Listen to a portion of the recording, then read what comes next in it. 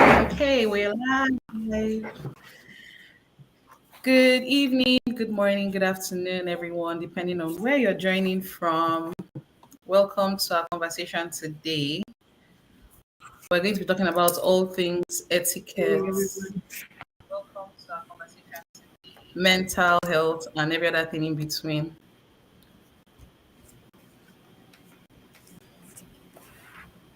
Well, I heard myself echoing. I have to go close YouTube, and I think it's better. Okay. If you're just joining us today, we'll be having well-rounded conversations around etiquette, mental health, and everyday manners, and how it's just that intersection between all of these things and faith. And I feel like it's a conversation that is long overdue for many reasons. And I'm just really excited that we get to be the ones to contribute to that conversation. But before I continue, I want to introduce myself and every other person who is with me. My name is Chagoze Madinju, lead volunteer and also CEO, Educate the Citizens International Organization, ETSAYO, we're a not-for-profit organization or an NGO. And what we do basically is we're just passionate about bridging the social skill gaps in Nigeria, mostly. I mean, around the world, but our focus has been Nigeria for a while. And what that means is that our focus or our dream is to augment the current educational system such that where the school stops with educational training, ETSAYO steps in, teaching people social skills like emotional intelligence, public speaking, every single thing you need to communicate and transmit what you know, what school has taught you into the real world and to thrive. And I feel like having conversations around mental health is something I feel most people need to know to be able to thrive, especially in their interpersonal relationships with other people. I'm also here with a member of our team and the host of Etiquette Unplugged, Miss Ifeanyiwa Njoku.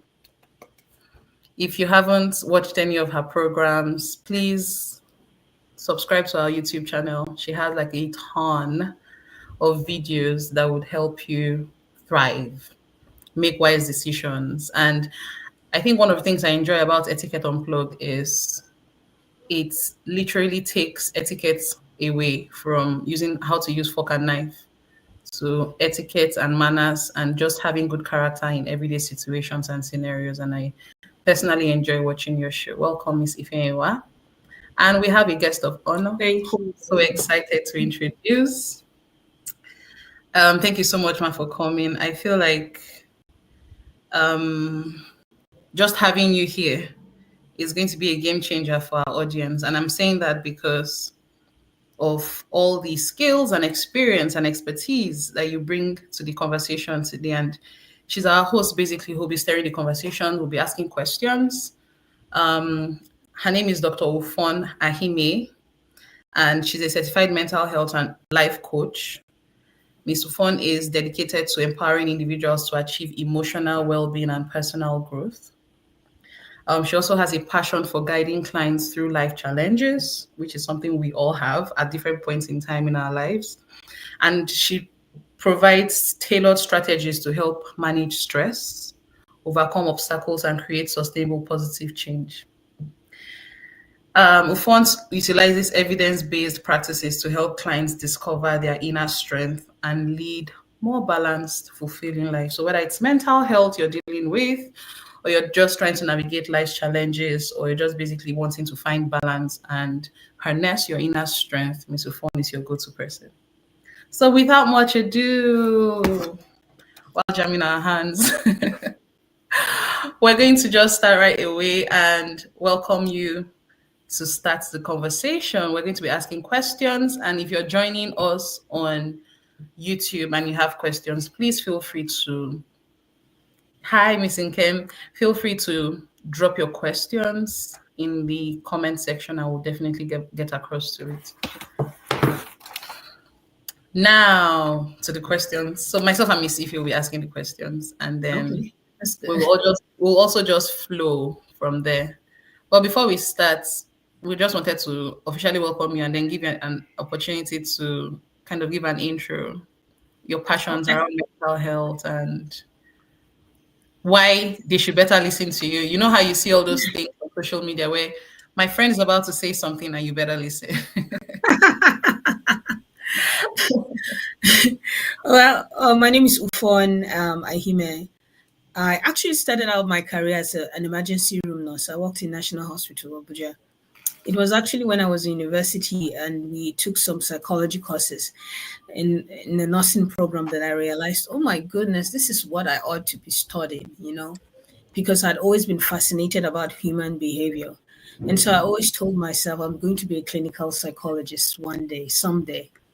And life happens, and I continued in the nursing career. But while as an emergency room nurse, I discovered that we were attending to the bodies, the physical bodies of these patients, but nobody was attending to the emotional part of them because both are being scarred. When you have an accident, you have physical injuries, but you also have emotional injuries. And so we'll find out that that is where certain people begin to have phobias. If I was in a car accident, I'm more likely going to have fear of being in a car again because I think about the incident that happened. And Absolutely. so that was what made me just reignite the desire. I need to go ahead and change careers and do what I know I should be doing.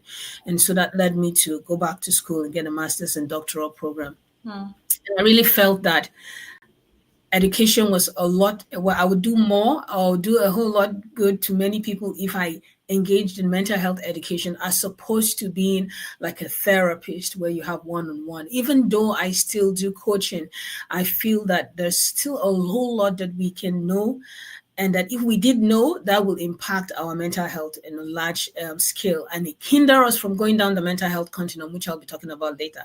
And so having opportunities like the one you've given me today is awesome, and I really appreciate the opportunity to come on your program to talk about mental health etiquette and things surrounding mental health and how and what we can do. I love the practicality about everything. I'm not one who likes to just hear people speak eloquently.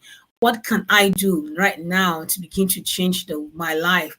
I like tangible tips. And so that is why I'm in mental health education. Hopefully, today, by the time we end this discussion, everybody will have something to go home with and begin to work with to improve their mental well being. Awesome. At this point, I feel like if we share the grace, we've done just. But I think just piggybacking off what you said, one question I would just want to ask straight away is what is this mental health thing? What is this thing that we don't talk about enough, but that we really need, but it also looks beginning to sound like it's trendy because you have people saying, "Oh, I have Mm, mental health issues. I need mental health breaks." It's not. So it's a thing to say. It's that thing that makes you feel like you're sounding woke, right? But I feel yeah. like there are weightier aspects to it. So maybe just to start with, what is mental health? As at October 10 this year was Mental Health Day. It's an Hmm. internationally recognized day. So there's something to it. I'm wanting you to throw more light such that we have clarity and then maybe move from there to addressing some of the subtle signs people should look out for, in mental Okay. health. Well, I like to always use the definition by the World Health Organization. World Health Organization defines mental health as a state of well-being where an individual is able to recognize his or her um, abilities, can cope with the normal stresses of life.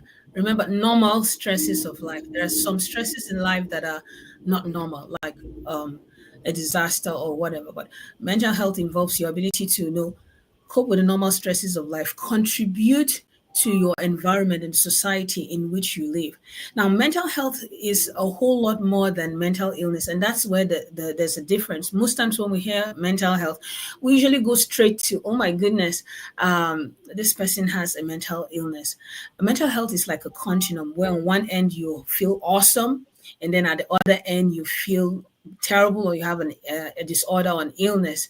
Most times we go back and forth on this continuum throughout our entire life here on earth, and for many of us we find ourselves in the middle most time. But when certain things happen, stressors or predisposing factors happen, they can lead us down the continuum of mental health. So when you think about anything that has to do with your thoughts, emotions, and behavior. We're talking about mental health. So my ability to talk to you now, and for you, your ability to comprehend what I'm saying, is mental health, right? If I'm on the road and there is a hold up, my ability to be able to manage my emotions as opposed to start screaming and shouting and getting out, and what we see here in the United States, where you have road rage, where people take out guns and shoot people. That's mental health. So we are able to, manage a range of emotions, even the ability to cry when the situation demands it, is a healthy mental state. So it's important to know that mental health is not just about mental illness, just like physical health is not just the absence of a physical illness. And mental health, when we want to say, okay, this person has a mental illness, we need to take certain things into consideration. There are different acceptable behaviors. I said it has to do with our thoughts, emotions, and behavior. What a behavior that may be acceptable in one society or culture may be considered abnormal in another. So before you go ahead to say this person must be having an issue, you have to say, is it culturally abnormal? Is it an acceptable behavior? For example, I think there was a time Lady Gaga wore, a cloth that was made out of beef meat, right? One would consider that abnormal in certain cultures or society, but in another society, that would be considered normal behavior. So I want to say, is this behavior acceptable in the society in which the individual lives? Is this individual experiencing something that is impacting their ability to function daily? Now, we can have some level, we can be anxious about an upcoming job interview, or they call you and say your child is sick, you have to rush them to the hospital. If you're able to manage those things and still function daily, awesome. But when it begins to affect your ability to show up in other areas of your life, these are some things, that signs that begin to tell us, okay, something may be wrong. So when we talk about mental health, we now need to have this holistic view about the whole situation. And before we begin to say someone has a mental illness or somebody struggling from something, we have to put into cognizance cultural factors, the ability, the way it's impacting the individual's ability to show up in their daily lives, and if this is a deviation from the individual's regular daily behavior. So certain things that we need to put into consideration when we're talking about mental illness or mental health challenges. Wow. I think that's so broad. That's so it's captured. Yep. I feel like it captured a lot of things. I'm hearing cultural perspectives. I'm hearing, Mhm. abnormal behaviors outside of your regular behavior or Hmm. pattern, you Things I've know. never heard before. I'm telling you. So when we're saying mental health, I feel like a lot of us often just associate it with stress, right? Yes. Like Yeah. you feel I'm stressed, my mental health is is affected, which is Yeah. also a consideration. But I think just hearing you say it on a continuum gives me perspective, gives me context. So it's like a spectrum. Yeah. Hmm. It is like a spectrum, and honestly speaking, every one of us will go down that Wow. continuum one time during our lifespan, right? There will be times when we'll be really awesome, we're able to manage life issues, and there are times when it won't be that way. And that's where we talk about predisposing factors. What are those things? What are your stressors? What are the things that are causing you to not, be able to manage what you used to manage before? And so we look at things like your social support system, issues regarding your physical health, because physical health issues can also impact your mental health. So when you begin to experience these changes, we have to say, okay, what are the things that are happening now? One of the questions always asks is, what has changed?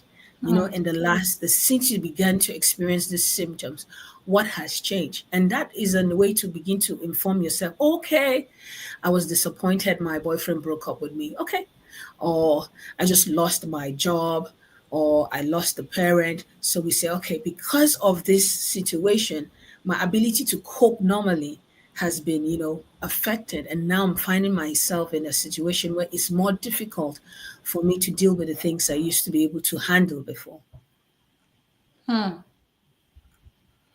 So I'm thinking if it's a spectrum, what are some of the salient signs? Silent and salient, meaning quiet and important signs people Mm. should look out for. And I'm going to ask all our viewers who are watching, you know, have you ever been in a situation where you say, where someone says, "How are you?" and you say, "I'm fine," but you weren't fine. You know, you just say, "I'm fine," and you Mm. keep it moving. So let me know Yeah. your comments, or you can give examples of when it happened, or let me know a yes or no answer in the comment section. But to our guest today, just basically asking, what should we look out for? Or because I'm So asking myself, I mean, we're all on the spectrum at different points. How do we each, yes. how are we each of us equipped to take care of the other person? And then what do I see in my husband or in my kids or in my friends to know that this might be something I want to flag with this person? All right. So again, we're talking about thoughts, emotions, and behavior. And sometimes I mean, we can divide the things to be on the lookout for based on those three categories. So when we talk about things like behavior to be on the lookout for, changes in sleeping patterns, right? You're finding that you're sleeping a whole lot longer than you used to sleep, or you're finding it difficult to fall asleep or stay asleep. And this is something that is happening new. It was not that way before, but it's now that way. So changes in sleeping patterns. Number two, changes in eating habits. You're either beginning to eat a whole lot more than you used to eat before, or you're finding that you're going days on with very little. You're surviving on very little food. So those changes are things in eating pattern, for even your sexual interest. So Hmm. for example, you may find out that you have no interest in sex when prior to now you were actually sexually active to a certain level. But now even the thought about it of sexual activity is like, oh my goodness, I don't even want to think about that.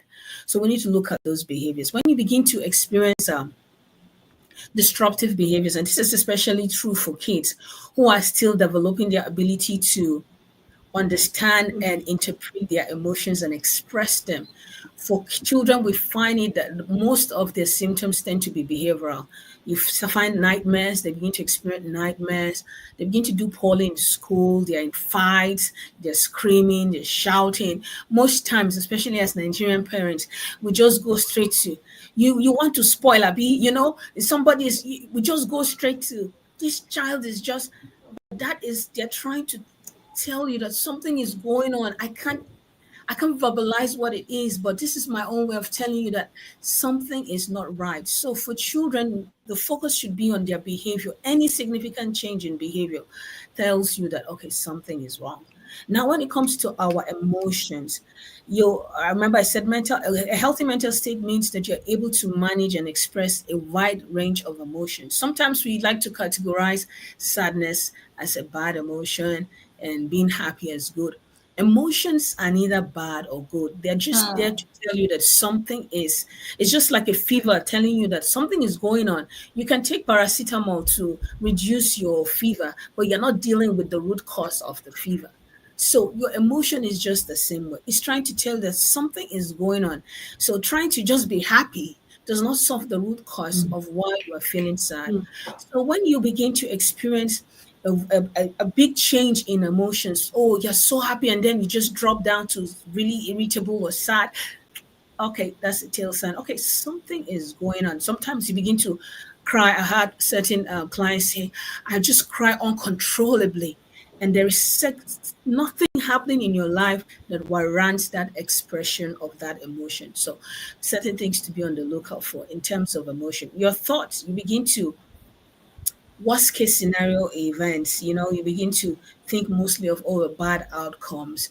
You find yourself ruminating and just thinking on and on, which leads to anxiety. And you find out that and there's always this connection between your thoughts, your emotions, and your behavior. So when you begin to think about worst case scenario, oh, the world is going to end, that affects your emotion, which results in anxiety. And anxiety now, because the body does not want to experience what it feels or thinks is an impending doom, it begins to cause you to engage in behaviors like withdrawal. So we want to think about, okay, what thoughts am I having? Am I able to function and coordinate effectively in my job? Am I able to still problem solve? These are certain things that you need to begin to think about when you find out that Your thoughts are no longer coordinated. You're unable to problem solve like you used to before. So these are certain times signs to be on the lookout for. So thoughts, emotions, and behavior, and self different mental health conditions have different symptoms to be on the lookout for. Hmm. And most times we tend to just diagnose ourselves. Oh, I have anxiety. Oh, I'm Hmm. depressed. But before you can say you are depressed, clinical Mhm. depression, which is a medical diagnosis, certain criteria have to be met. So I'm usually, and especially mental health education, say, okay, we don't want to label ourselves or diagnose ourselves until you've seen a mental health professional, gone through, tests, just like you go to the hospital and they test you for malaria. Only after that test can they say, oh, indeed, you have malaria. We may have had symptoms of malaria. We have had malaria so many times that we now know, okay, if I feel this way, it has to be malaria. But what I realized, like when I came to the United States, when you have the cold, you have the same symptoms that mimic malaria symptoms. And Mhm. honestly, I was like, oh my God, if I were in Nigeria, I would swear it was malaria. But it wasn't, because there's no mosquito here that carries the malaria uh, Parasite. yes, so you have to go and see a mental health professional before you can diagnose yourself with a mental illness. So, very, very important. So, ask yourself, how am I thinking now?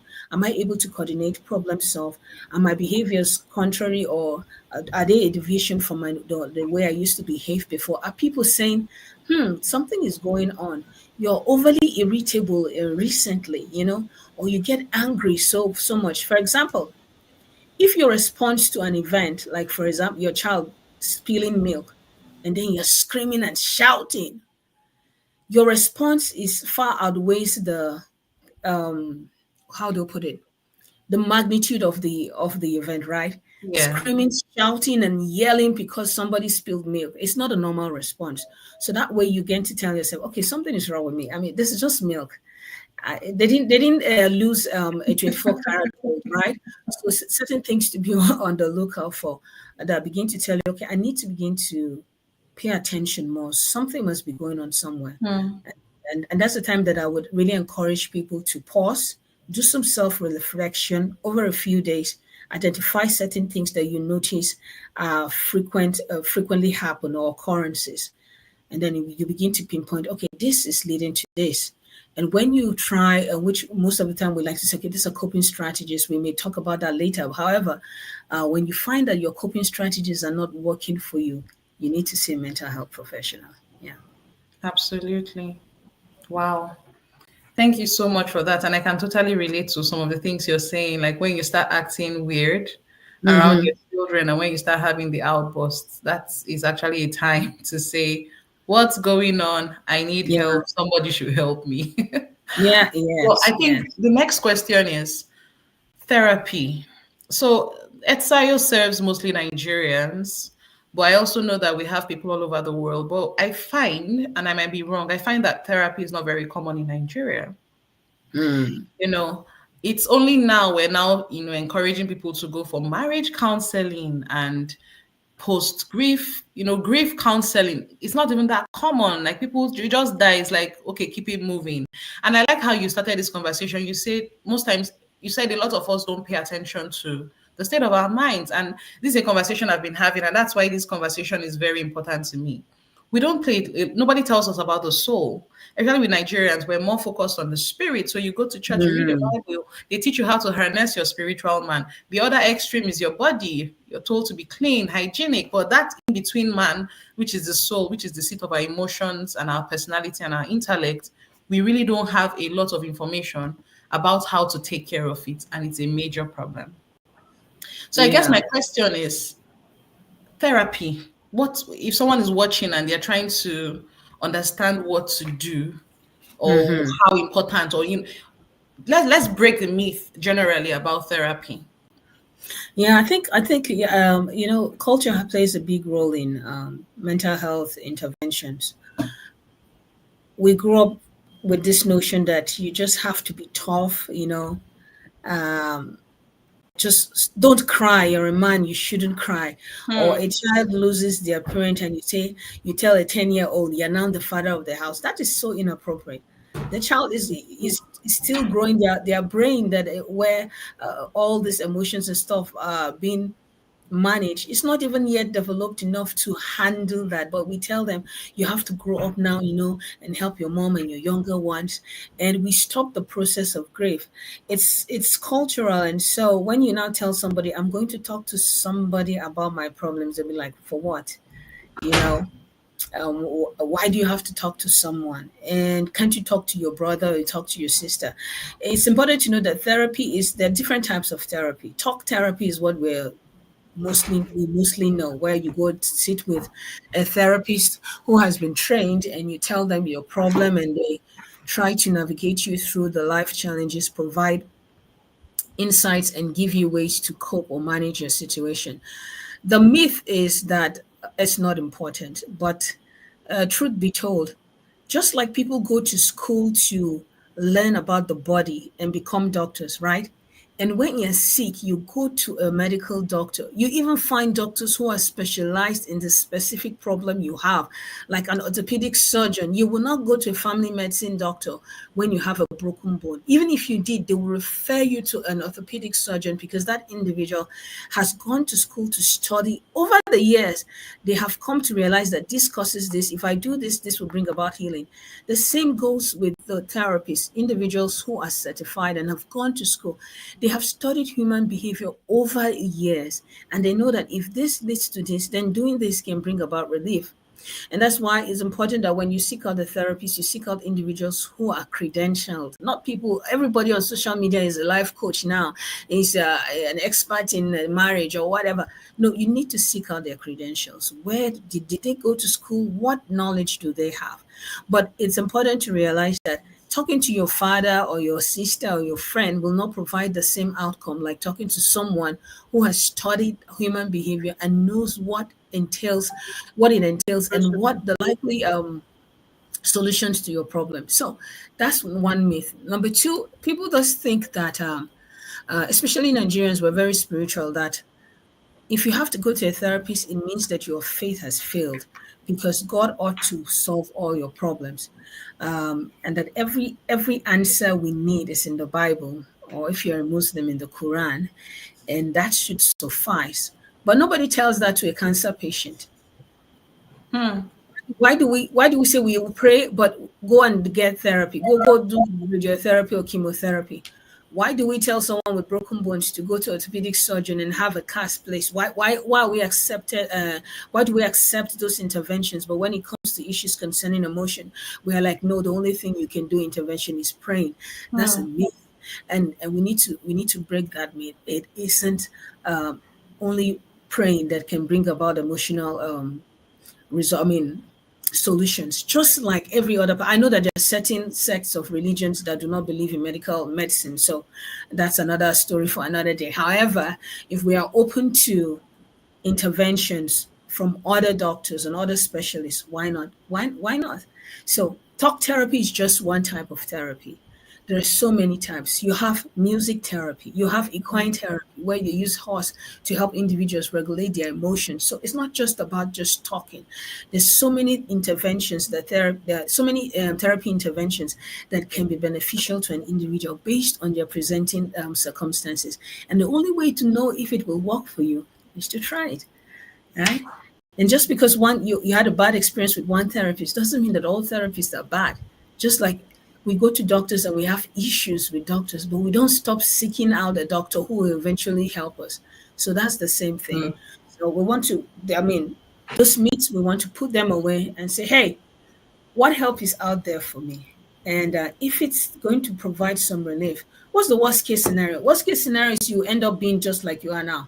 But best case scenario is that you may get help and your Hmm. life may be better. Wow. As you were speaking, I could relate to a lot of like the examples you gave were kind of triggering different experiences, from my life. Just going through stuff, and even for those going through grief or pain or some form of loss, and you hear people tell you, "Oh, it's okay. Stop Mm-hmm. crying. It's okay now. Are you still on this Right. matter?" I don't know, Miss, if you know what I mean. Exactly. Yeah. I mean, that's like normal stuff. You go to someone grieving and they say, be strong for your mom. Why are you crying? Don't let your mom see you cry. Mm. When you love someone, you're supposed to cry. You're supposed to Exactly. let it out. But in this part of the world, it's like when you're not crying, the other person will get strength from or draw strength from your strength. So it's like saying, as a mother, when you're crying, what do you expect your children to do? Mm. Forgetting that the mother can cry along with her children. At the end of the day, they all wake up and dust themselves up and be fine. And this thing where people are very good at saying mental health has to do with your mind. You know, tell yourself you're not depressed. When you keep saying you're depressed or you're sad, you will be sad. But when you're strong, when you think about it, focus on other things. You know, we are very, very good at giving this advice. Perhaps you that is even giving the advice, you need help. You need therapy. You need to see Absolutely. someone because you're also not okay. You know, Yeah. and Nigerians, it's just in this part of our world, we are very, it's like a way of life. We don't believe in such things. It's recently Mm. that some of us have started seeing that someone that perhaps went to a therapist came back better, has a better view of life. You're going through Yes. something, and you know how they say a problem shared is a problem solved. You feel like when you talk to your Hmm. brother about it, you will be fine. But just like you have said now, there are professionals for these things. If I'm going to see an orthopedic doctor for a broken bone, why am I not seeing a therapist when I feel like everything is not okay with my mind? I should see Mm. someone who is specified in that field. I think Yeah. these are things that we ought to keep preaching and let people embrace and know that it is not bad. It is not you that you're seeing a therapist does not mean you're broken or you're running mad. It just means that you're able to identify that there is a problem and you want to solve that problem, as opposed to someone who is still living in denial and feeling like there's nothing wrong with them. And someday they might just end up, getting to a point of no return or Yeah. something bad. So I Hmm. think we have to keep pushing and keep letting people understand that they can always talk to people, because now people don't even want to mention therapists. I honestly do not even know if we have therapists in Nigeria, because if Oh, you we just do. say We you do. you do We do okay, have I a would lot. like Yeah. to. Oh really? Because when you just say, oh, I'm seeing a therapist, I think there's this stigma attached to it, Yeah. to Which just be informs like, my oh, you're second seeing a question. shrink, oh, Yep. you're this, oh, you're that. I've had people make such comments to people in the past, and it's just because of things like that, everybody just wants to hide in their shell. So I Yeah. think we can also put addresses, or maybe talk to people about addresses where they can see a therapist. Maybe at Yeah, I the end think of this I'll video, we share can that post it. with you. Yeah, with the therapists in Nigeria, they actually do have websites where you can go see different Mm. therapists. You go scroll their credentials, their area of specialization. Wow. I didn't It's know that that existed. yes, I it's didn't that know. robust. In fact, even Nigeria they have some hotlines that you can call if you're in a crisis to get Mm. help. But many people are not aware that these services are available. So it's knowledge is power, right? If I you are aware, know. yeah, if you're aware, then you will know how to utilize such services. Yes. Um, yeah. I think we need Um, to put that. I like how you said, even if you're so happy, it doesn't. I feel like a lot of denial, and it's faith based too. So people just force happiness. You force yourself to be joyful. Miss if you also alluded to that. And it doesn't solve the issue, right? And in fact, when you guys were talking, I was in my head, I was saying, what you don't know is bigger than you. And as long as we don't sit into wanting to be aware of our emotions and know how to master them, is going to overwhelm us. As a matter of fact, every time people tell you, oh, it's okay, stop, it's actually their discomfort they're worried about, is that they don't know what to do with all of these your emotions. And that's why a lot of us are How awkward when people to is like, I don't know what to respond. say, I Mhm. don't know what to do. So it's your awkwardness you're really dealing with, and you're projecting onto this other person who is in their elements and who should be there by virtue of what they're going through, right? So it's So Leslie. important. I like to because I'm a Christian. So I always go back to scriptures to determine where is this ideology aligning with scriptures, because at the end of the day, the Bible is my final bus stop. It's the Yeah. authority upon which every other ideology or philosophy should be built on. And when it comes to our emotions, the Bible is very clear about it. I mean, if you read the Psalms, there are some Psalms. They're called the Psalms of David. It has a particular name, but it has escaped me now. The Psalms are full of the depressive lamentations from David. In his distress, he cries out. And at the end of every psalm, you will see that it ends with, "But my hope is in you, God." But Mm. but there's never a time where we are told that he was rebuked for expressing all those things. When God came to Job after all his lamentations, Job even wanted to die. God did not address or rebuke him for expressing the despair that he was experiencing. That was not what God was questioning him based on his ideology and philosophy of who he is, who Job thought God was. And the same has to do with Elijah. Elijah, after a big victory, the Bible says when Jezebel said, "I'm going to kill you. You've killed my prophets. I'm going to kill you." Elijah was having suicidal ideation. We don't want Yep. to call it that, but that was what it was. He was having suicidal ideation. And he said, "Oh, just kill me. Like, just let me die. Just let me die." And but what was God's response? God knew at that moment that Hmm. what Elijah needed was what? Physical needs, food. So he Hmm. knew he needed rest. So he said to sleep. He slept. Then he woke him up and said, "Eat again." He ate again. And then the third thing, he knew he needed social support. Elijah said, "Oh, I'm the only one around. I'm the only one that is survived." God said, "No, there are 7,000 people who have not bowed their knees to bow. Okay, here you go. I'm going to give you Elisha. He will take over you. Go and anoint Jehu, and then another person." God never said, "How can you, a whole man of God, be saying that you want to die?" But that's what we Hmm. tell ourselves. Hmm. Jesus was vulnerable enough to weep at Lazarus' tomb. I Yes, mean, he knew he ma'am. was going to wake him up in the next few minutes, but he still cried. So, where do we get this idea that expressing emotion is contrary to faith? It's not Hmm. scriptural. So, we Hmm. need to study our Bible to say, all right, I mean, no, my beliefs, are they mine or are they yours? And if they Hmm. don't align with scripture, then we need to discard them. Jesus cried. I mean, especially I was dumbfounded when I knew that. I mean, this Jesus knew Lazarus was going to wake up. He was going to say, "Hey, Lazarus, comfort." But the Bible says that in all ways, that he was like us. He suffered all things, yet without sin. That was the only difference. And so he felt the loss of what it meant to lose someone.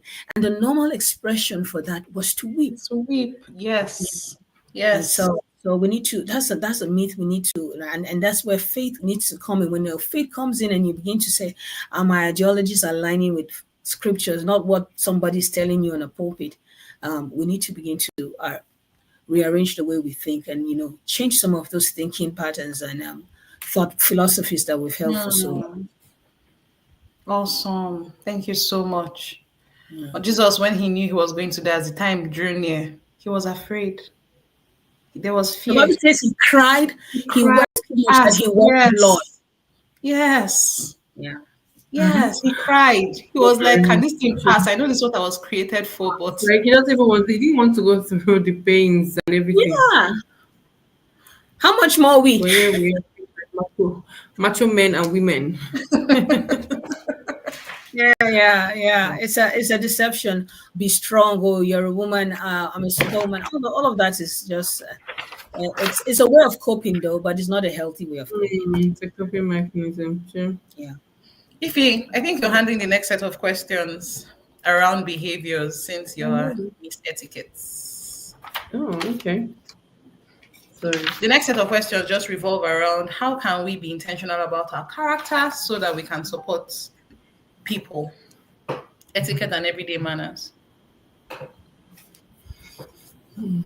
How do we also? I think there's a question I wanted to ask that was about how to, as regards children, how do we manage the emotions of children? Hmm. Yeah. I mean, if you find How do out you that identify?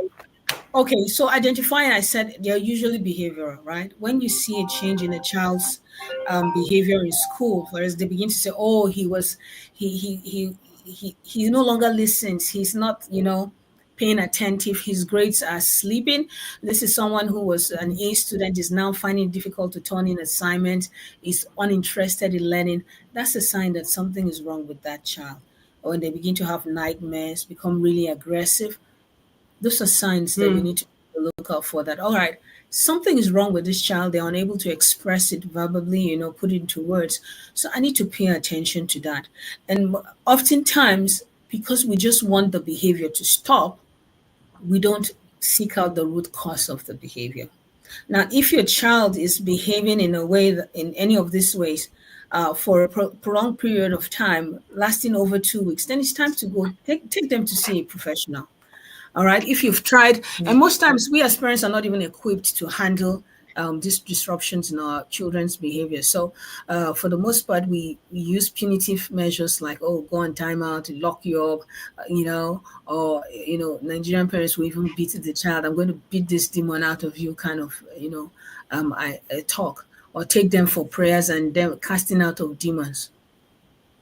When the deliverance. child, yeah, deliverance, when the child may be having a mental health diagnosis or challenge. A child may have ADHD, hyper attention deficit disorder, that hinders them from being able to sit still and learn. And you're thinking is they're unserious. So it's important that when your child Mm, begins to exhibit these behaviors, you take them to see someone. Let them go and see a professional. First of all, a primary care physician. Get them to see a doctor. The doctor will be able to determine if this is as a result of a physical issue, because certain changes in hormonal levels can lead to certain emotional presentations. For example, if you have a very high fever, you're more likely to hallucinate, see things that are not there, hear things that are not mhm, other people cannot hear. So we want to rule that out. And if the doctor has ruled out any possible physical, likely physical symptom, cause, then they will refer you to, okay, I think maybe you need to go see a psychologist or a psychiatrist, or a therapist. If you do this early, you help that child and prevent them from going down that mental health continuum. Most times we don't intervene until things are really bad. We want to yeah. prevent that from happening, because when you begin to work with your child, the therapist can help you, the parent, and the child develop ways of managing these changes in the child's life. And it has been shown that to be very helpful. Like I talked about equine therapy, where they use horses to help regulate children's emotion. Children learn a lot from being able to just care for a horse, because there's a whole lot that goes into that thing, caring for an animal, being able to do, okay, how can I feed this animal? How can I refrain myself right now to manage and handle this big beast that can just kick you with the leg and then you're gone? So certain things can help the child regulate their emotion, but you won't know that except you seek help, right? So really, Mm, really important. Yeah. okay. Thank you very much for that. So I also have another question I want to ask. So let's say, how do we respond when someone opens up about anxiety and depression? Sometimes I find out that some people do not like. I've heard people literally say, "This person opened up to me. I didn't even know what to say." They just Yeah. freeze, or they might just say, you'll be fine." You know, those are like safe words that people use, but they don't really know how to soothe, how to actually point people in the right direction. So, is there any pointers you can give to us? Are there any words we can actually use before these people have access to professionals, and Yeah. how we can interact with people that have And just like, depression? yeah, thank you for that question. You know, most of us truly don't know what to say when someone opens up. But the first thing you can say is, thank you for opening up about this. I feel privileged that you would think to come to me to talk about these struggles or challenges. It means a lot to me. That makes the individual feel okay. They feel heard, right? One thing that I've discovered for most of us is that we want to problem solve. We want to solve the problem. No. Sometimes just listening is the solution. And you can ask simple questions. And it's important to ask what we call open ended questions. Like, if someone tells you, "Oh, I've been depressed so lately," you can like, "What have you been experiencing?" "I've not been able to sleep. Find it very difficult to eat." They begin to tell you what they've been going through. And you can say, "Is there anything that helps you feel better when you experience or feel this way?" And they might remember in that moment that, "Oh, yes, I remember feeling this way one time, and then I did this. So I listened to music and it did help, and I felt better." That's a coping strategy, right? They're recalling, and it's a healthy one. Or they may say, "Well, I just go and drink a lot of alcohol, and I feel better after doing that." And then something you want to jump and say, "Ah, that's bad though. Ah, no, how can you be doing that? You want to be an alcoholic?" No, the goal for you here is just to listen. Now, when before you know that something is a cause for concern, it has to have been going on for a prolonged period of time. If an individual says they've been anxious for more than 6 months, for up to 6 months, then you're like, okay, what's your idea or thought about? Remember, you're not telling them what to do. What's your idea about seeing someone like a professional about this? You say it's been going on for quite a while. Is that something you're open to trying out? And then you'll be like, "Oh, no, I don't want to," or whatever. But we don't go straight to, you need to see someone who, the way you're going, before you know it, it is mental, you'll just be mad on the road. Those kind of things, we need to be aware of ourselves and what we say. So open-ended questions that Well, allows them to say more, to talk about what they're going through, and ask, have, like I said in the beginning, did anything happen recently that prior to you feeling this way? Because their current feeling or emotion may be attached to a recent event. Yeah, that job I was anticipating, I just got that email saying they're moving on with someone else. So it's situational and it's more likely going to pass with time. So you can just say, "Hey, I'm here for you if you need someone to talk to." I don't have all the answers, but I can give you my listening ear. Pretty important, because for the most times we find that we are either not willing to, it takes time, it takes dedication to listen to someone, who is going through a lot of stress. And sometimes we're already overwhelmed ourselves. We don't want to hear it. So we cut the conversation short. And that is why, for the most part, when people say, "How are you doing?" people just say fine, because they know the person asking is not really interested in knowing how they are really doing. honestly. Because if it's asked me, "How am I doing?" I say, "Honestly, I've not been fine. I've been," and then the next thing, like, "Oh, sorry, how about we continue this conversation?" I feel terrible and I will not open up to another person, right? So if somebody opens up to you, hey, be willing to invest the time to listen. Listen above wanting to solve the problem. And when you can, and if you think that this is an emergency, for example, someone says, "I've been having thoughts of killing myself," then we know that, okay, we need to do something. We need to do something immediately, so that, because people who express such, they're not just saying it because they're seeking attention. And if you just wait, like, "Oh, this person," they're always saying that. The girl that cried wolf, right? One day the wolf actually came, right? You don't know when the wolf will actually come. So every time someone expresses that, we want to give them the attention that they need in that moment, because you may just be saving their life.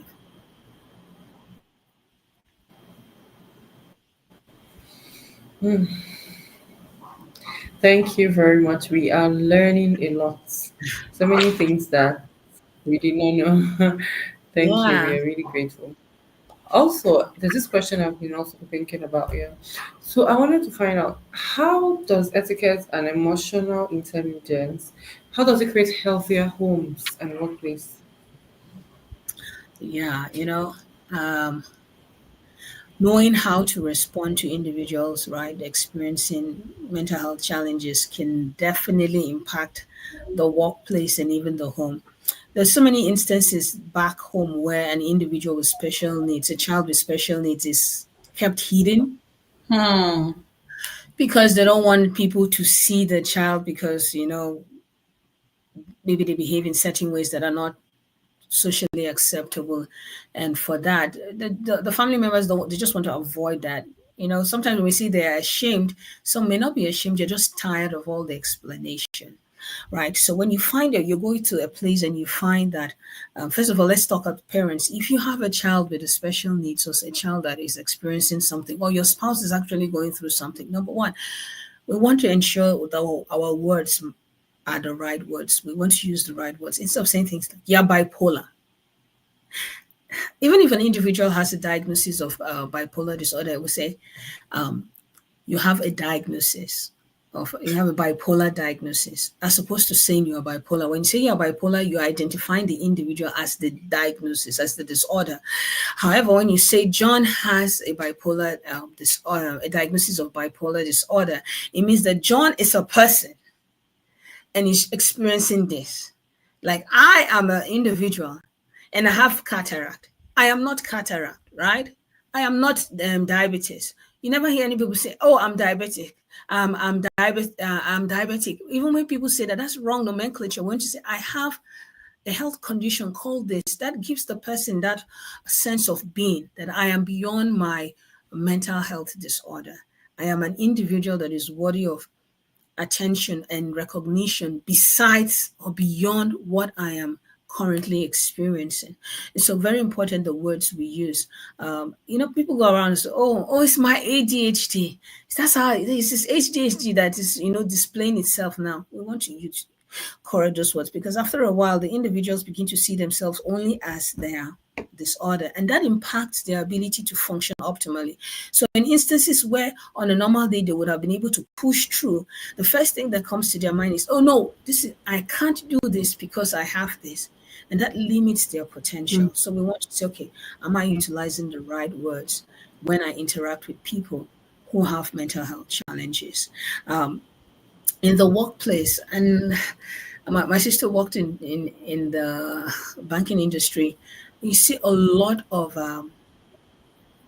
lack of emotional intelligence when it comes to expressing and dealing with people. For example, you as a boss, someone is struggling to meet up with whatever quota it is you've placed for them.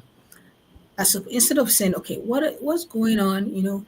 How can I help you?" And you begin to say, "You must be stupid.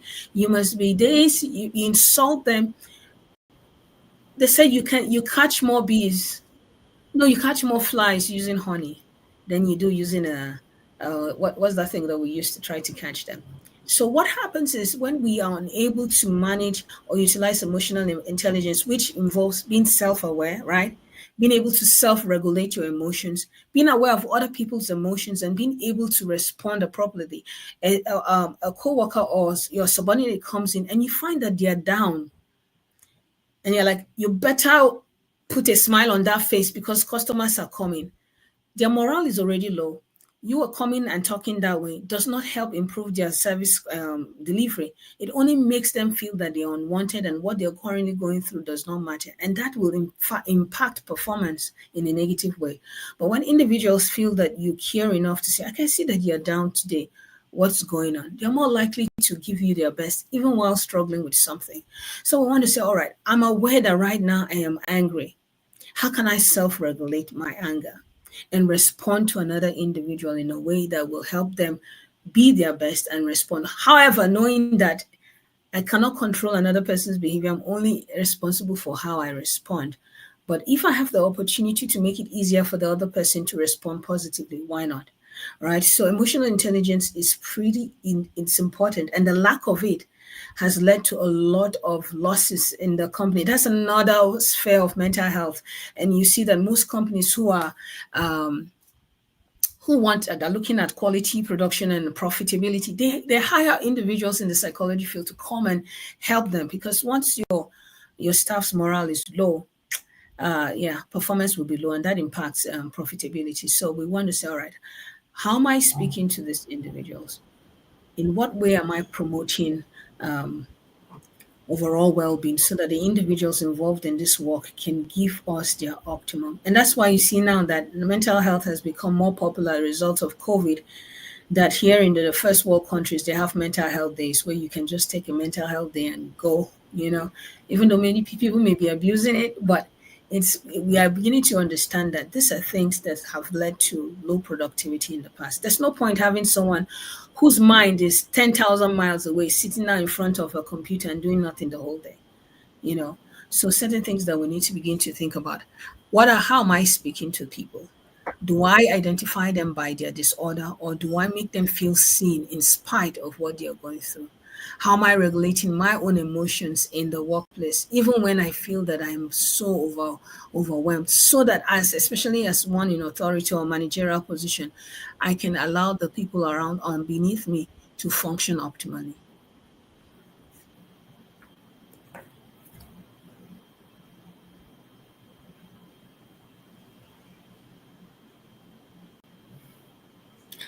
Thank you very much. Wow, that's really mind blowing because I personally have learned something from everything that you have said, and I hope our audience they're also learning because we should learn. One thing I hope we've taken from this is we should learn how to address the problem and kind of differentiate it from the people or from that Yeah. person. We should not associate or we should not address them solely by or identify them by the problem. We should just um, address the issue and make them know that they are independent of their problems and they are above it. Thank you very much. I guess I learned something from that. Thank you so much. You're welcome. I'm So seeing a question I there. want to ask, what did you say? Sorry. I've seen a question there, I think, in the chat. Somebody's asking a question. Oh, yeah, I'm trying to post some questions in the chat, but I'm not able to. Okay. Okay, so let's let you answer this question before I But ask Yeah. before, my audience some let me just questions. add that if there are people in the comments who want to, if you're going to ask about, is that the audience prompt? Yes, please. Okay, maybe you should ask so that people have answers coming. And then if you have any Okay, they're questions, answering everything at once. it's a good time for people to ask questions because our time is way spent so that our guests can attend to your questions. Miss Ify, please go ahead. Okay, so I wanted to ask the audience, have you ever had someone say the wrong thing when you opened up? And what did you wish they said instead? How did you feel about it? Please, can you just type it out? Our guest will answer your questions. Thank you. Thank you so much. Miss Mfon, please, I just want to ask that as you're answering this particular question, Hmm. I think we're done. The last question I was going to ask is if someone is listening and they're just watching and they don't know what to do, how to start, the journey to healing, the journey to self awareness, where do I start from? Is the question I guess someone is asking, and I'm also asking. That's a good question. If you've realized that lately things have changed in terms of your thoughts, emotions, and behavior, right? That's a good place to start. Self reflection. What has changed, Hmm. right? It's not enough to just jump to look for solutions. I mean, you have to first do some self reflection. What has changed? Has there been anything that has caused these changes in my life? That I'm experiencing at the moment. And we found that journaling is a good strategy to help you bring out those thoughts in your mind. It's been found that it helps with self reflection. It helps with anxiety where you have all this worst case scenario stuff and all of that. Begin to journal down your day to day activities. All right, I began feeling sad. What happened before I started feeling sad? That begins to give you, over a period of a week or two, you can find recurring trends, and you begin to say, okay, these are certain things that I'm dealing with. Is it my ideology that is the reason why I can't move forward? For example, someone may be looking for a job as a manager and has been looking for a job for 1 year and can't find a job, and that's distressing, but they're unwilling to accept other positions that may be lower than that can give them some financial freedom in the interim. So we want to say, is there some level of something with my thought pattern that is causing me to, experience this. And when you find that on your own, you've tried this and that, I always encourage people, okay, what are some strategies that can help me? First of all, if we're honest with ourselves and we have friends who tell us the truth, sometimes they have already told us what the issue is, but we are unwilling to engage in those things because you have a mindset. So when you begin to understand that, okay, this problem is repeating itself, and if I continue to do the same thing, there's definitely not going to be a change. All right, am I willing to be open to alternative views? And then I can go seek help. But before you even seek professional help, there's several things that we can begin to do to help ourselves feel better. Number one, taking care of your physical well-being. Just simple things like waking up in the morning and making your bed can improve your mental health. A clean Mm, space significantly impacts the way you feel. mm, If you live in a space that is full of clutter, you'll find that your thoughts are disorganized, you're more irritable and stressed. Why? Because when you want to find something, you start searching everywhere. And that causes you to become stressed, you feel irritated, and that spoils your emotional being, your emotional state at that moment. So a clean space can definitely go a long way in improving the way you feel. Eating right, avoiding highly processed food, because we have discovered that the neurotransmitters involved in emotion regulation, they live in our gut. And when the more processed food you eat, the more inflammation takes place in your body, which impacts those neurotransmitters and hormones. So we want to say, what am I putting in my body? Because what I'm eating impacts the way I feel. There was an narrative that I heard that was really powerful. It says you don't pour bad oil. If you're driving a Benz, Mercedes Benz, right, you go for the high fuel, the high quality fuel to put inside that car. You don't go for the kind of fuel that you put inside a Gongoro 2002 vehicle. Why? Because you know the quality of that vehicle. Our body should be considered that important. And so if you're eating, what you eat is an important way of taking care of your mental health. Rest.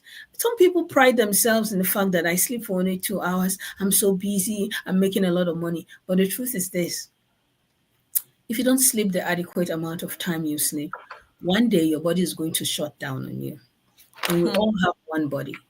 And that is why they say you woke up on the wrong side of the bed. It's because your sleep impacts the way you feel. So if you're not well rested, it's going to impact your way you feel. So simple things like that, physical exercise, watching what you eat, having a good social support system.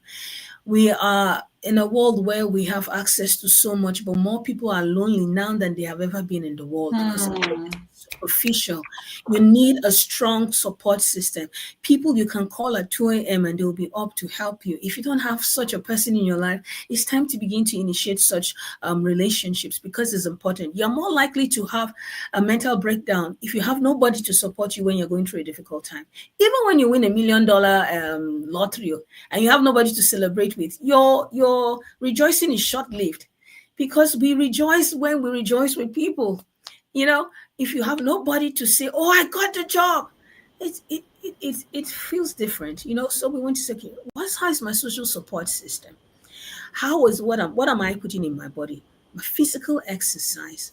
In terms of religion, it's been discovered that religion plays an important role in our mental health.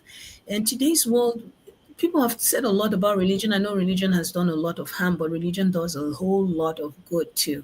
So, what are my beliefs? Because your beliefs impact the things you do, which impact how you feel. So, certain things you can begin to do on your own now that can improve your health. If you've done all these things, you're eating right, you're sleeping right, you have a good social support system, and you're still in experiencing these things, please go and see a professional. All right. I think I hope I answered that question. Maybe I've forgotten another part, but I hope I did. you answered it so well. I was thinking about a Perfect. lot of things. Mm. Just lots of thoughts coming back Thinking to about my my head, life. you know. Ify, what did you say? Sorry, I didn't hear you. And then I was thinking about my life while she was speaking. I was just The lack like, of sleep, lack of rest, oh eating my habits. goodness. Don't worry, it's not only you. I think we're all on that table. Lots of But I think changes I that think needs for me, Mm, just having this conversation is like 50%. The other 50% is taking it and working good all that work. we've heard. Mm, And to our mm-hmm, audience, to be honest, this applies to all of us, and that's why we're having a conversation. We're not having a conversation because we're experts who are immune from these things. No, we're saying these are things that are topmost on our hearts and are very relatable, and everybody can relate to it. And so I'm Yeah. just happy for this safe space for us to have a conversation about mental health, everyday feelings and manners, and how it affects or interacts with our faith. I didn't even know faith, as in, like, I hadn't thought about the relationship between faith and mental health, but that, as you were speaking, I was just like, yeah, that's definitely a no-brainer. I can totally see how it's possible to have a belief system that works, that you Yeah. align with, that Mm-hmm. improves Mm-hmm. your health, general Yeah. well-being as a Because whole. for the most part, many religions, faith have good practices like, okay, no smoking. The Jewish and Muslims say no pork. Remember, high consumption of pork and fatty okay. stuff. It impacts the way you feel. The Jewish people, they have the ceremonial cleaning and all of that. That definitely impacts how you feel. Coping strategies like praying, knowing that there Hmm, is a force beyond you that can take control of the situation when you find yourself uh, incapable of intervening. It helps you. absolutely. I've had several clients in recent times coming with the anxiety of the afterlife. These are people Hmm, who don't believe in God, and so they're now overwhelmed with what will happen to me when I die.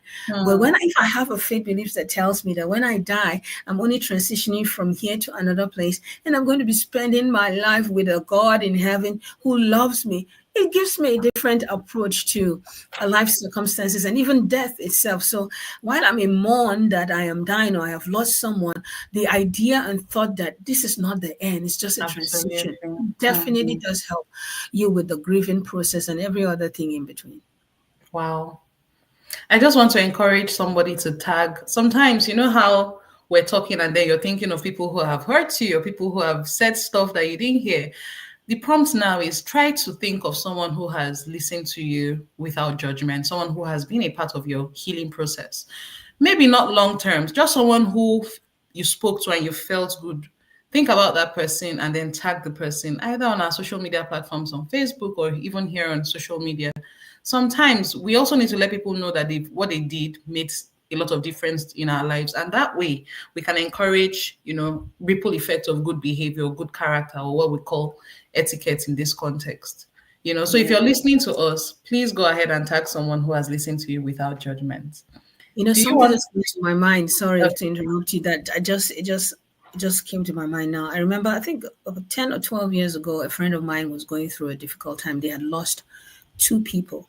This is Hmm, ways you can help individuals who are experiencing loss. You don't have to say anything.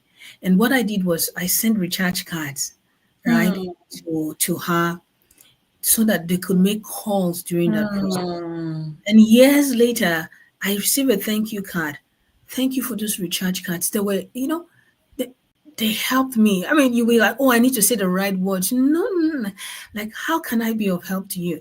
I knew that you know that what a grieving person needs. Cook food and go and give them, and just sit down there and say nothing. Simple things like that help take their children to school or bring them back, relieve them of certain responsibilities. These are things we can do to help individuals who are struggling.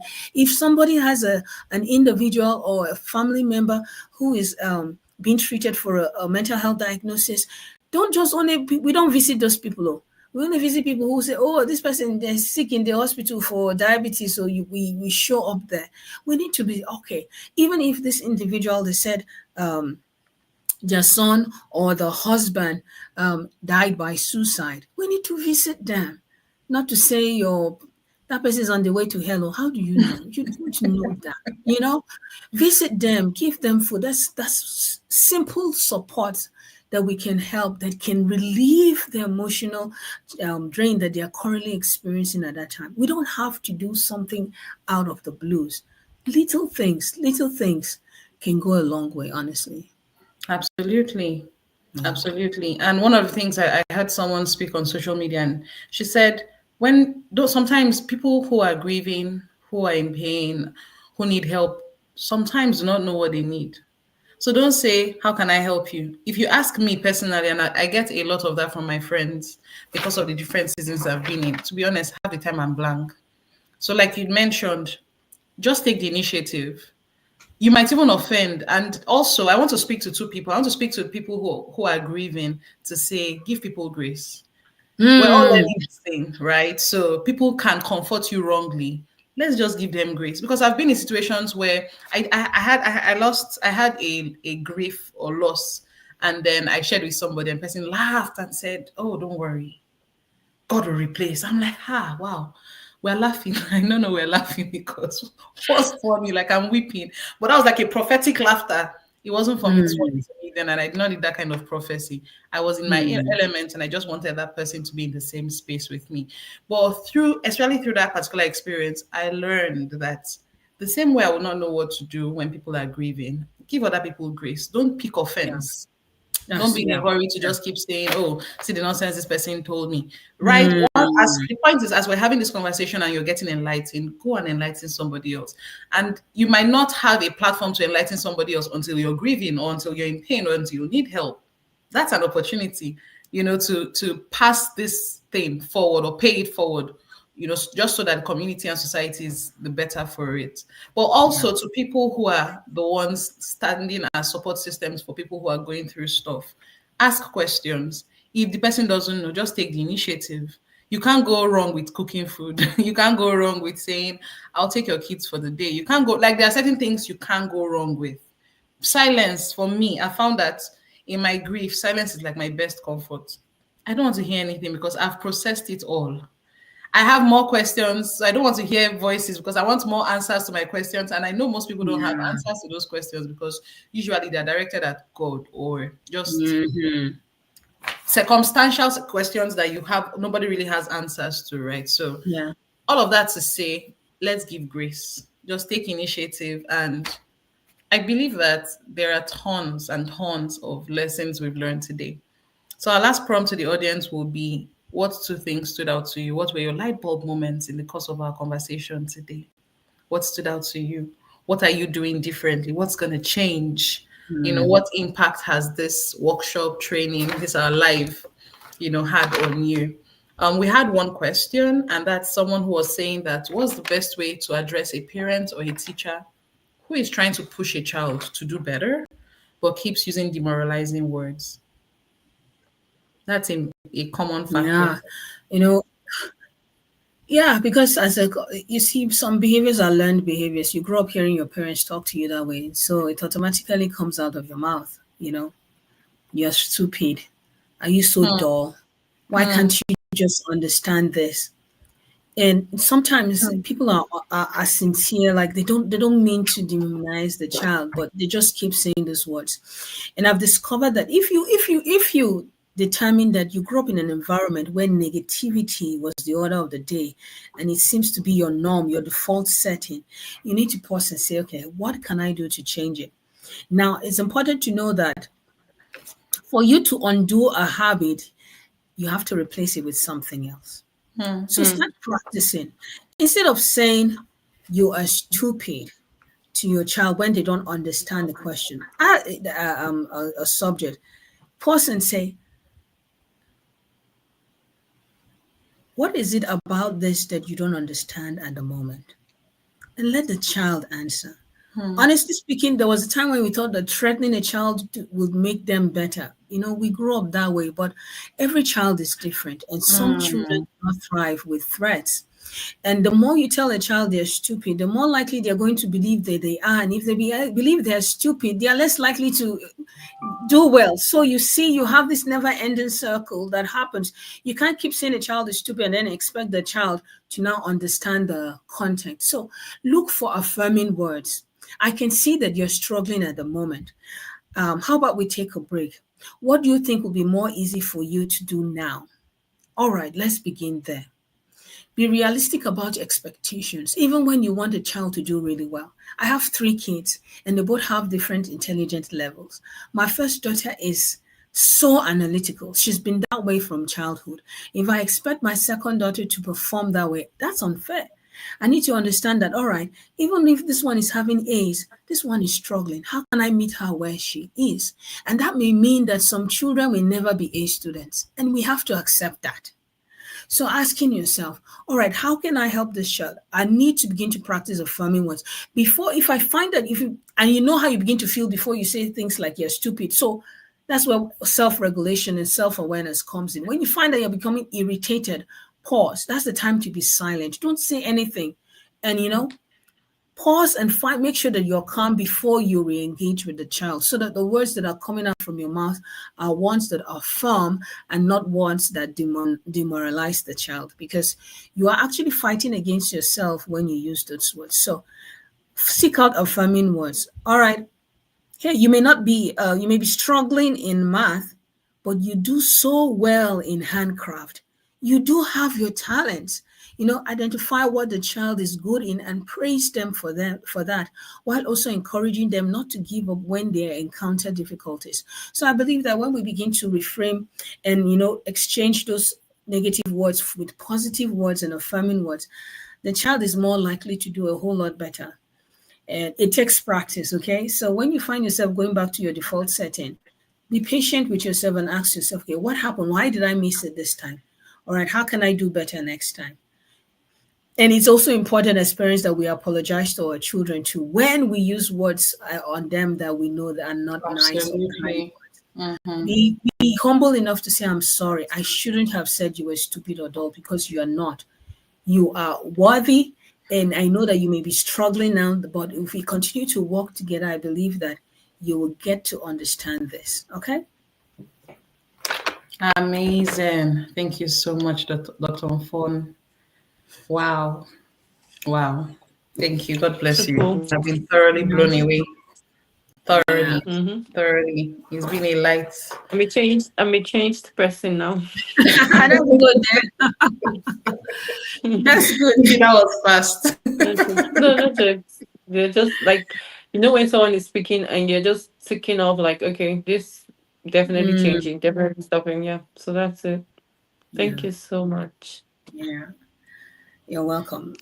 I think for me, one of my biggest takeaways was knowing that mental health is a continuum, and we all go there once in a while. Yep. And I think Miss Ify said it, but how I interpreted it in my head is, let's catch it at the ones and the twos before it gets to the eights, nines, and tens.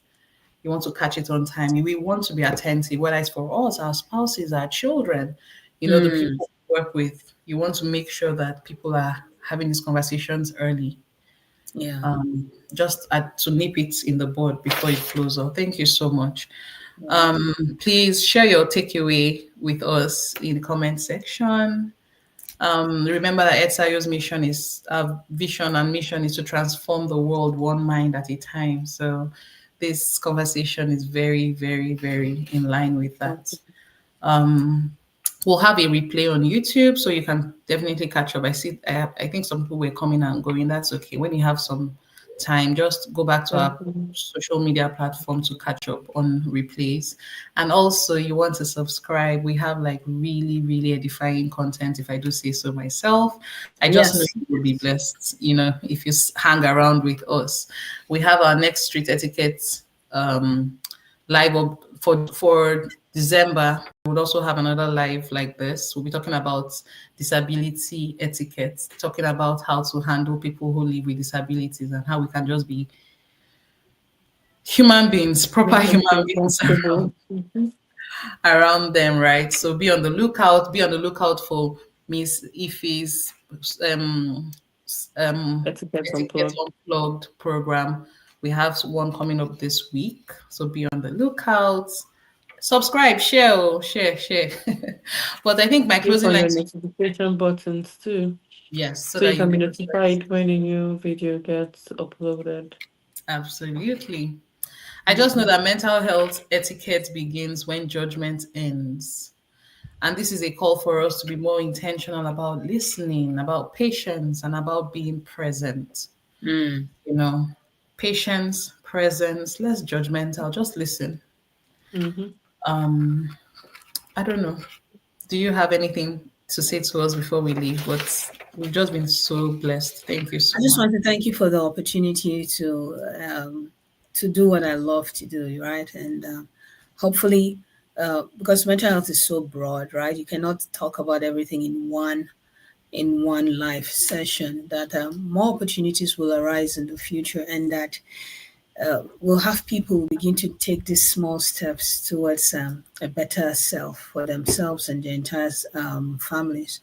And hey, when you fall, just pause, engage in self compassion, and ask yourself, where did I go wrong? How can I improve on it next time? That's the way we grow.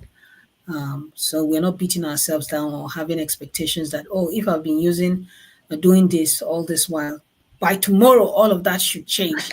That's an unrealistic It's not going to expectation. So, work. yeah, growth takes Absolutely. time. Undoing unhealthy habits takes time. Learning new habits takes time. And so Mhm. we need to be patient with ourselves, even as we're patient with other people. Absolutely. Thank you so much. Thank you, Miss Ify, for your Thank time. you. Thank you, Yeah, thank you. Doctor. All right, All all right, right. guys. Have an amazing rest of your weekend. Don't forget to engage in the comment section whenever you come across this content. We love you, Dr. Mfon. We're going to have a ton of live sessions with you. I'm just in my head, I'm thinking of live session for teachers because of that question they asked, that sometimes teachers need to have these sessions where they talk about their mental health and how it affects how they are teaching. I want to Actually, personally be children. in a live session with you where you're telling me as a parent how to parent from Hmm. an emotionally stable personality or frame of Yeah. mind. I don't know if Because I mean, anybody else, like, are you guys feeling it? So, Dr. Fong, you're here for the long run. We're really just grateful for your I don't resource. mind it. Even me as a parent, I'm also learning, and I'm grateful for the opportunity to work in a field that gives me firsthand, oh, learning on the job Absolutely. experience. Yeah. Absolutely. Thank you. Thank you so thank much. you so much. I hope everybody enjoyed this just as much as I did. Good night, guys. Good night. Bye. Bye.